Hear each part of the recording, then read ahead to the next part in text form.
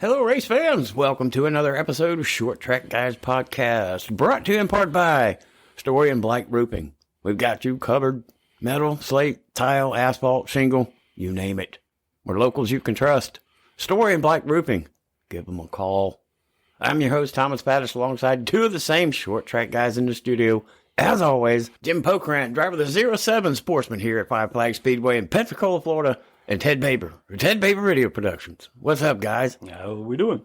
Evening. Yeah, we got it under the way. Season 3, episode 18, on your way right now. Not a whole lot going on, but we do have a New Year's bash and some crown stock races that were happening. We got a big midget race out in Oklahoma we're going to get to. Kind of the Reader's Digest condensed version. Yeah. Oh, boy, our podcast this evening. It would take us an hour to go through the whole Chili Bowl. Oh, Lord. At least. It is tiny print and a full page. Nope. Oh, you didn't bring your reading glasses, Ted? Nope. Oh, my God. Nope. We're screwed now. Yeah, you're done. Well, on behalf of Story and Bleich Roofing and Montgomery Motor Speedway, Impact Zone Photos would have the picture of the winner, the Crown Stock 20 feature winner up there at Montgomery Motor Speedway this past weekend. Mr. Chris Salter gets it done up there. Yo. Yep. I mean, that was a delayed race, but ended up being their first open practice, and they decided to hold it then. And supposed to have some bus races, but I think they got canceled. Yeah. But the Crown Stocks did a great job. From what I understand, everybody that was there said it was a great show. Ryan Bleich runs second of Story and Bleich Roofing, so good to see a showing from one of our local guys up there. Definitely. Well, awesome. I bet that was fun to watch. On the scene reporter, my friend Ben Cranford said it was a great race, and they put on a really good show. Montgomery's just a different racetrack. It's not, you don't charge the corners there like you do it everywhere else. You have to finesse the corners. That's what I've been told. I've raced there once. It's a neat place. I'd like to get up there sometime and see it myself. I have yet to see it too. Well, I'm planning on running the sportsman car up there at least once this year. Wow. I wanted to try it. I hadn't been, so why not, Hey, different places, different faces, That's it. Well, there'll be a lot of names up there in Alabama 200 in March the 2nd, running for the Bear, too. That's we've got the Rattler, we've got the Bear. There's a couple of other big races that we'll be getting into shortly, but that's one you don't want to miss, the Alabama 200. That is in March. I know it's a way out there, but it's there in front of me, so why not say it? Speed fest between here and there, so. Yeah, but the thing about it is, man, it's not going to be that long, and March will be here. We're already in the middle of January. Yeah. This is true. I mean, it just seems like yesterday we were saying Happy New Year. Now it's already the middle of January. Yeah. I mean, we're just, going forward. It's a little bit lean right now, but we'll get there. Don't worry about it. Yeah. Oh, with Speed Weeks coming up, you got Speed Fest, Speed Weeks, everything. I mean, it's just, it kicks off and then it doesn't slow down. No. And then we're hunting and pecking and breathing hard trying to keep up, and it's hard. Well, speaking of Crown Vics, this weekend at Southern Raceway, there is a Crown Vic race there. And also an enduro, $5,000 to win. Ooh. Enduro race, $2,500 to win in the Crown Stocks. Oh, wow! That's a nice payout. As of right now, updated, there's 27 entries in the Crown Stock racers. They're only going to allow 40 cars to start. The enduro, I think it's 75 cars. Oh Lordy, I've seen one of those at Five Flags one time. Good Lord, they were back to back all the way around the track. I went to the last enduro at Southern, and it was a good show. I was looking for a car. I actually found a Buick, and I was going to buy it, and the guy sold it out from under me. So I'm not going to be running in the enduro, but they allow passengers, so maybe I can talk my way into getting in somebody's enduro car and strapping in and hanging on. I would love to do that. Good times. Mm-hmm. Oh yeah. Love to hear those instructions. Turn left. Oh, you can go down here and turn left, and then just go, and then go down here and turn left again. Step on the gas pedal harder, brakes, gas, brakes. They used to have a blindfold race at Southern. The driver had to be blindfolded, and the person in the passenger seat told him what to do. Wow. Crazy. And Jack Rodriguez won the majority of them until he decided to put his wife in the passenger seat, and he said, turn, which way? Mostly left, but you never know. And he said the bad part about it was when the race was over and you take your blindfold off, there's always one idiot out there still blindfolded, and he about hits you when you're trying to get around him because he still hadn't figured out that the race is over. Oh, man. Blindfolded. Yes. The driver is completely blindfolded, cannot see, and the person in the passenger seat has to tell him what to do. It's like a chain race where the one car has an engine, the other one doesn't have an engine and no brakes, and it's just crazy. The lead car has the engine and no brakes, and the back car has no engine and brakes. They used to do 3. They did them in Mobile. Remember that run race we went to in Mobile and they had 3 of them? Yeah. That's crazy. Yes. Because the guy in the middle has nothing. He has steering, and that's it. He has nothing else. He has nothing. And if you screw up, guess what? You're done. Yeah, the back guy with the brakes, all he's got to do is lock them down, and it'll whip y'all 3 around, and then it's going to be a hell of a crash. Well, congratulations, Chris Salter, Montgomery Crown Stock 20 feature winner. I'm sure we'll be seeing a lot of that name down when this season gets started down this part of the area. And all the rest of the participants up there, I'm glad they had a good showing. I don't know about the buses, but, if they did, they didn't. But, they got the event in, and we can go from there to Dillon Motor Speedway. Had I know this is kind of backing up too, but, Merry Christmas, Happy New Year. This was a New Year's bash at Dillon Motor Speedway, and there was a little controversy going on with those Street Talk Nationals. Sometimes. Yeah, it lives up to its name because there were some horrific crashes in that race too. A couple drivers beaten up pretty good, but the man who ended up winning it, well, he didn't quite win it because he crossed first. He crossed first, and then the guy running second, Mr. Ledbetter Jr., Gary Ledbetter Jr., ended up winning it because the leader had an oil pan that was illegal on a crate motor. It was a 604 oil pan on a 602. Yeah, a little bit of a problem there. Maybe. You can't do that? Well, not really. No. See, the 602 is not designed. It's designed to have that low oil pan to put in a car that sits up higher. And when you put the lower oil pan, you raise the oil pan up, you can soften your springs, lower the car a little bit, and make the thing drive through the center of the corner a little bit better, in which the gentleman that ended up winning did, and then he got caught with it.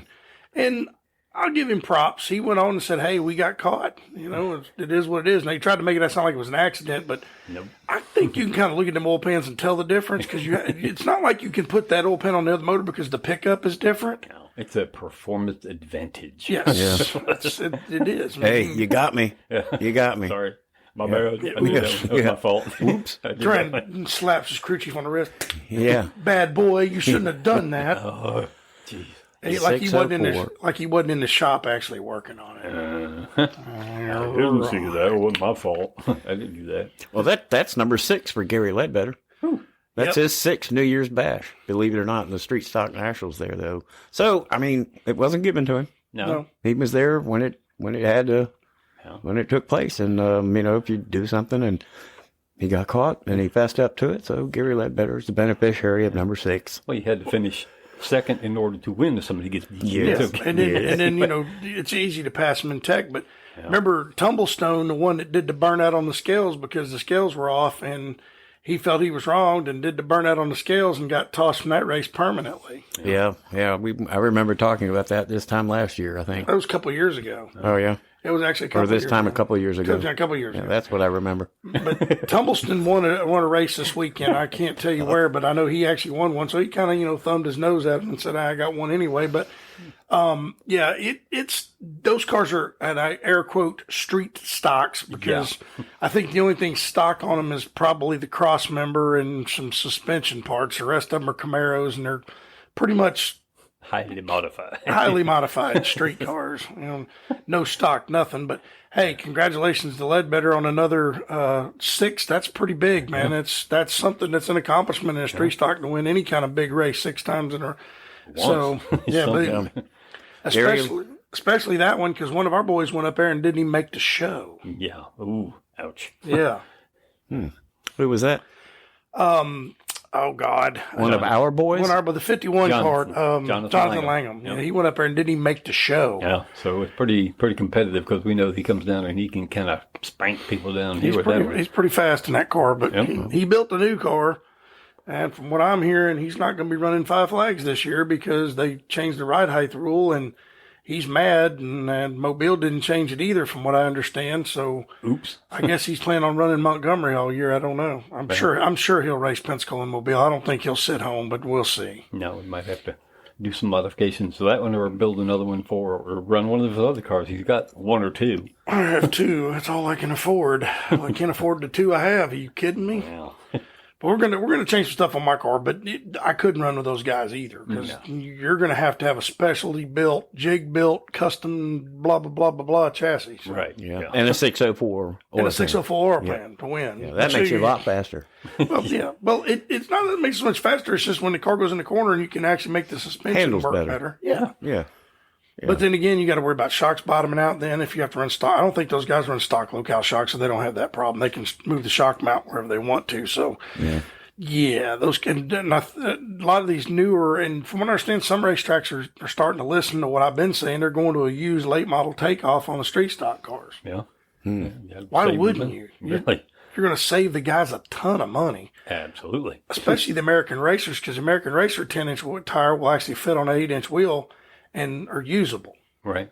So that's why I may be doing that some this year. So that's something to look for.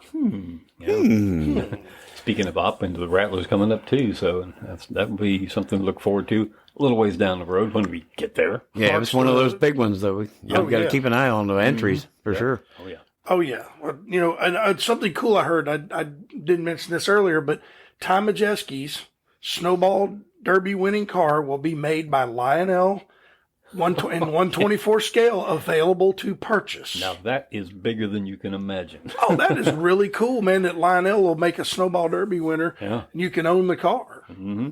Too bad it didn't a 26 with a red stripe, but hey, if it wasn't for a couple of turns and a couple of things and, a little anger and all that. Buy the late model and get a free caboose. Yeah. Lucky somebody didn't get a free butt whooping, but anyway. But I thought that was really neat that Majeski's going to have his car immortalized in a 124 scale late model from Lionel Toys, and they do all the cup stuff too, so that's pretty big. It's usually reserved for the bigger series. Well, they started doing the Cars Tour late models last year. Junior was excited about it because they put out his Sun Drop number 3. And they finally made a late model body, which nobody's had one. So they're the first ones to actually do it with any kind of frequency. So that's pretty neat, man. And for Ty Majeski to get that, I like that. I'd probably buy one. I think that's just neat. I'm not a big Majeski fan, but I like him. I just think that car is neat. Yeah. Might as well get in on the ground floor. Well, it's just starting to happen. Yeah, that was a nice little plug. Yep. For sure. Short Track Guys podcast. That's right. Remember us. Yep. Heard it here first. That's right. Exclusive. Well, the 2024 New Year's Bash official results. Just go ahead and run down the top 5 at least. Gary Ledbetter, Albie Obit, Adam Gray, Ricky Locklear Jr., and Josh Sage. Congratulations.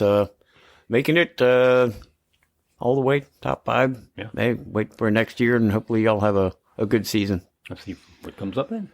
Man, we got some midgets, and I don't mean midgets, but I mean some midgets running out there in Oklahoma after we went through the Tulsa shootout. But they just continued to pour on with over 375 of those midgets out there in that SageNet Center in Tulsa, Oklahoma. Man, we're into night 3 already. Yeah, and we weren't surprised that Buddy Kofoid won this particular event, the A feature, but the list of features, there were 8 heats to begin with, and this is just the beginning of the entire event, and there were just a brutal number of entries and just a whittling down of entries from one heat to the next heat to this qualifier to that qualifier.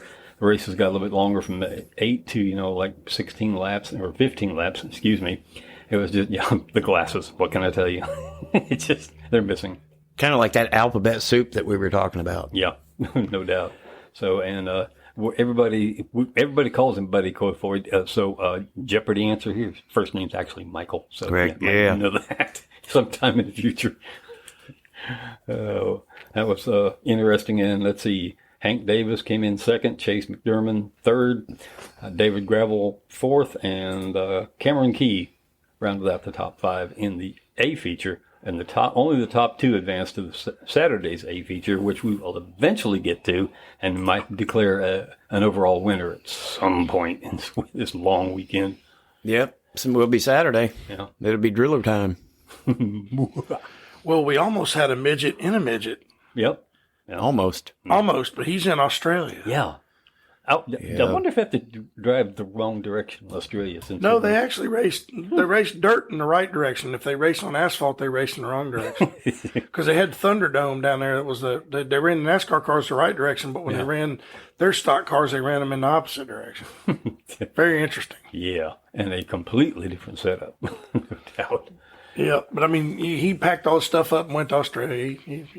Yeah, a little down under action. Yeah, that's. I mean, I think there's a couple of them. I don't think he went by himself. No, I think he went 2 or 3 or 4, maybe went down there with him. This time he took his own stuff. Usually they go down there and drive somebody else's. They work out a deal to drive another car with another team down there. Right. And their cars are a little different than ours. So, but then again, some of those teams actually buy their cars from the United States and have them shipped over there. Imagine spending that kind of money. Nope. It's expensive enough just getting from one end of this country to the other in a diesel rig. I could not. No. Well, they just put them in a container ship and send them across. But, hey, we don't have that kind of money. No, sure don't. But anyway, these are all results from the qualifiers. Yes. Tanner Carrick actually wins the A feature on Monday night. Last night, as Ted mentioned, Buddy Copewood, Michael Buddy Copewood wins. Tonight, it's actually live right now. We don't know what's happening. We will get to that maybe next week. I'm sure we'll have to. Yeah, we'll. This is the York Plumbing qualifying night going on right now with Flow Racing. If you want to sign up, that would be good. Nice little Flow Racing plug.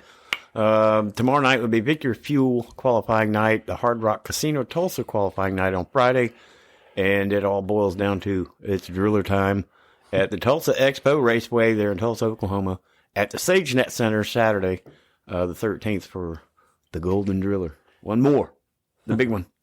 And I hear Kyle Larson's coming in to run this weekend, too, so that's going to be pretty cool. Yes. Ricky Stenhouse Jr. will be in the house there, but Kyle Larson's going to be with Keith Kuntz Motorsports, which coincidentally was Michael Copewood's win last night with Keith Kuntz, and they've got a big lineup of drivers in that stable. Yeah, he's supposed to run a sprint car race somewhere in New Mexico, and then he's leaving there and flying to Tulsa. Well, once again, he can afford to do that.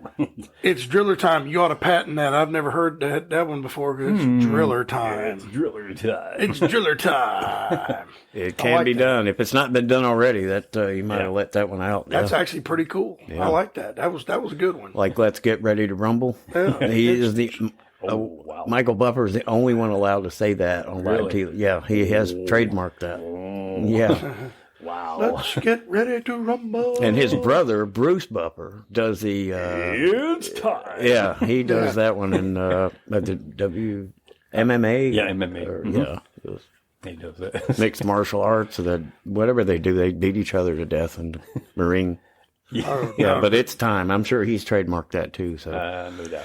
I don't know. It's driller time. You might not want to... I don't know. We could try it. I don't know. I like that. It's driller time. We'll do it. Next Wednesday in our episode when we get the results out for the awards on the Saturday night A main. We'll do it's driller time and see if we get anything back from it. If nobody protests us, or we don't get a call from YouTube or somebody else. You can't say that.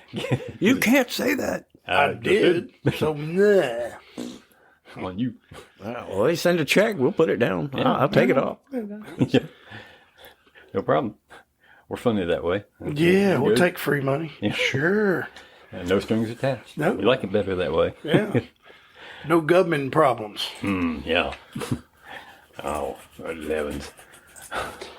But man, you start looking ahead in the future and the stuff we got coming up is just insane. Yeah, some big ones. And when they start hitting, it seems like it's every night, but it's really not. It's every weekend. But there's some big races coming up, and we're just kind of picking up really the crumbs of the big races that are coming up. And there's not a little. We did say there's a downtime, but there's really not a downtime. But it's not as busy as it will be here in the next month or so. We'll really get kicked going. Well, did you see where Ross Chastain's going to be driving one of the Rackley War? Just going to say that. Pro late models at Watermelon Capital Speedway. So the Watermelon Man's going to be racing in the Watermelon race. That's talk about patenting something. He should do that. I think he has. He probably has. Probably. Melon Man. But I tell you what, man, he's pretty tough race car driver. I mean, And you know, he a may. darn good team to be racing for too. In the prolates anyway. Yeah. Yeah, well, I think the supers, you get them wound up, they're pretty good. But I think right now they're making their money bringing these kids up through the pros. So why wouldn't they? You know. Yeah, like Donnie Wilson does in the supercars. He makes a nickel or two leasing those out, as long as you don't mind paying the damage clause. Yeah, well, you know, Christopher Bell's is too good to not pay the damage. No, it was Smith. Yeah. Can't think of his name. Smith is Chandler Smith. Yeah, said that he's now a NASCAR driver. He shouldn't have to pay it. And Donnie's like, oh really? Okay. NASCAR privilege. Is that what that was? Let me find somebody else to drive the car. Thanks, but no. I'm in this to make money, not to destroy my race cars. Right. Wow. Isn't he the one that did that at Martinsville? Oh, the Hail Melon. Yeah, the slingshot around the corner just against the wall and just about took half the field out in front with him. For a skinny little dude who doesn't drive sprint cars, he got a big set of cojones.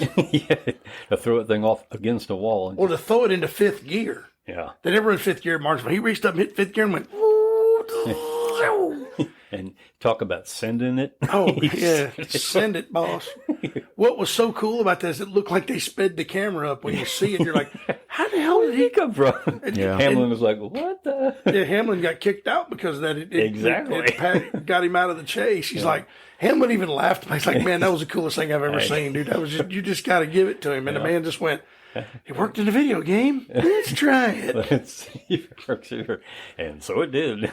And shortly after that, didn't they say you can't do that? Oh, yeah. Of course. You know, you take away all your fun. They take all the fun away from them. Buzz killers. Yeah. Well, they said the problem with that is, and I kind of agree a little bit, is everybody's going to start doing it, and then eventually somebody's going to get really hurt. Yeah. Because he went by this entrance to the wall, and if that gate would have caved, it would have been a Michael Waltrip incident. So, but good job. That was fun to see, and that's something that we'll talk about forever. Oh, yeah. Everybody's going to be going, well, let's see, it worked here. Let me try this one over here. And just. But to think that he thought that going down the backstage, well, I got to pass 4 cars. I'm back here. How can I do that? All right, just jam her up in the high gear. And I mean, it is cut, but it is short track. So to do what he did and then made the thing, and I'd love to hear it when it heard the car owner go, you made it, man. You made the transfer. And he's just like, what? Okay. Well, I know that Rackley War team's going to be pumped up to have him run that Pro Late model at Speed Fest. And not along with him will be Dawson Sutton and Gavin Bichelle in the Super Late model for that team. So those little hot shoes can pick up a little bit of a tip or two from, Ross. Maybe shaking the cars down or just hanging out with them. I mean, sometimes when you get drivers and you're around in a team situation, and they come from different disciplines, some of these younger kids will pick up certain things and use them to their advantage, and you never know. I mean, they've already shown their talent. They can be added into that mix with being around drivers like Ross. Now the experience counts. Take advantage of it while you can. And connections. You talk to Ross, and he might like you and go, hey man, give this kid a chance in some of our Bush equipment or something, or excuse me, Xfinity equipment or a truck. You just never know. I mean, that's the thing about it. Right. You never know who's your friend and who can be your friend and who can be your mentor and who can get you to places, that you might not have gotten on your own without a little help. Very true. But that Watermelon Capital race is going to be a dang good one. It always is. Yeah. Protect your melon. Buckle up. Protect your melon. Yeah. Put your helmet on when you go down the interstate. Why don't we wear helmets? Well, my thought is if you don't wear a helmet when you're riding a motorcycle, especially, you don't have anything in your head worth protecting. And you bounce your skull off that pavement and sit around drooling on yourself in a wheelchair is no way to live. Been there, done that, got the T-shirt and the hat. I have come off bikes before. It's not fun. One of the reasons why I don't ride. I don't imagine it is. Mm-hmm. A whole lot of gravel between you and the hospital. And grass. Would you believe it or not, grass will go into you when you're sliding across it when you come off a bike too. So never thought about that. Yep. Yeah. I had a bunch of privet coming out of your arm. Ouch. And pulling it out. That's Born. Get a sand spur in your. Oh, no. Roll into those like we did when we were kids. Yeah. And heaven help you find ant bed. Oh, God, Fire yes. ant bed. Yep. They can get into places that you don't even want to think about. Yeah, I don't want to think about it. I'm good with that. No. Uh-uh. Just a big month in January coming up, then February hits, and that's when the floodgates open. Mm-hmm. I see that Matt Craig is coming back again for the Southern Super Series. That'll be fun to watch the number 54 get around. Yeah. He does a good job, man. That guy's got a hell of. I mean, he's had some races taken away from him. He's had some down here that were really good, and something happened to him. Yeah, I was kind of watching him during qualifying for the Derby. He wasn't exactly comfortable, but he felt pretty sure he was in. But there is that always that nerve-wracking possibility because you never know, especially when you go out early. If you don't set a really good time, then you're just sitting there waiting for somebody to bump you. Well, what was amazing to me is Tomajeski went out first and actually made the show, which has never happened in all the years I've ever watched the Derby. First couple of cars that usually don't make the show. No, because you just don't know how high the bar is going to be set. So very true. I mean, but I tell you what, the super competitive and super late model racing right now, between the SRL series and the Southern Super Series and the Stars Tour. Yeah. Man, I mean, it's just getting bigger and bigger and better and better, and I'm hoping that they'll expand their car count this year and get some more cars, more people to come race. Mm-hmm. Make for a better show. It's a good show as it is, but the more you have, more participation, the better it is. Let's hope Jeff Chiquette gets in that Jet Motorsports car. Yes. He's competitive. I'd like to see him win some races. Like I said, we're above the Pollard fans, but I like Jeff Chiquette. Well, he's a good driver, no doubt. So we got, I wonder how Jackson Boone is doing after his I don't know. foray at the Snowball. I'm sure he'll probably be in Cordele. No. Yeah, I haven't heard any updates on that. Yeah, he had a concussion, but he probably healed up, ready to go. This season's going to be interesting, fellas. I think we're really going to have a good one, and it's going to be a lot of fun to sit in here on Wednesday nights and talk about what we see, what we do, and disagree and agree, and whatever it is we got to do. Well, speaking of concussions, on a sad note, unfortunately, we have to talk about somebody who did have a concussion and it unfortunately took them away from us. So, Tim Steele. Yes. 3-time ARCA series. Oh, dude, and he used to just kick their butt in ARCA. He was the man for many years, and man, that's a shame. He had a bad head injury. Yep. Ended his career, and I'm pretty sure it probably didn't help him passing away at the age of 51 years old. No. He's young. Yeah. Probably still could have won races. I mean, I remember when he was kicking butt, and then he had that bad crash and hit his head, and that was it. Yeah, that's unfortunate. He's 55? Yeah, 55 years old. Okay. 3-time ARCA Menard Series champion. Peacefully passed away on January 7th. There's a lot of thoughts and prayers and condolences. Any updates on Billy and Marcus while we're at it? Well, Billy's at home resting. He had to have, surgery to fix an ulcer, and he's doing okay. He's having trouble speaking and swallowing, but that'll come with therapy and time. And the same thing with Marcus. He wants everybody to know that he appreciates the prayers. Same thing with Billy. Thank you for everybody praying for him. And Mike Williamson's still waiting on a transplant. As far as I know, I haven't heard any more about him either.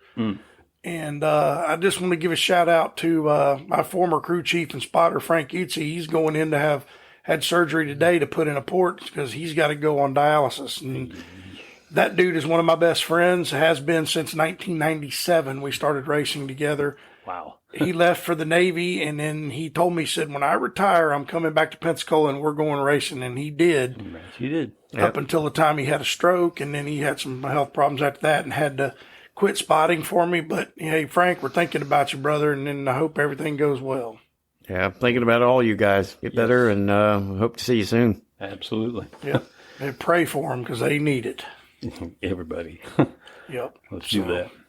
Well, guys, I can't wait to get back and go over the outcome of this Chili Bowl, the Golden Driller, which is Driller Time Saturday night. We will go over all that and some of the more upcoming sooner races that we are not able to touch. There may be a little stretch out there, a little bit more into April and May as we get into springtime and beginning of the summer, but it's really going to start rolling around here in the next 3 or 4 weeks, and we'll really be in the swing.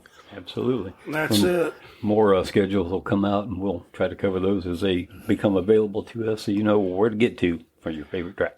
Yep. Yep. And until next Wednesday, you all be safe. I hope you're sticking to your resolutions. I know I am not. I haven't made any.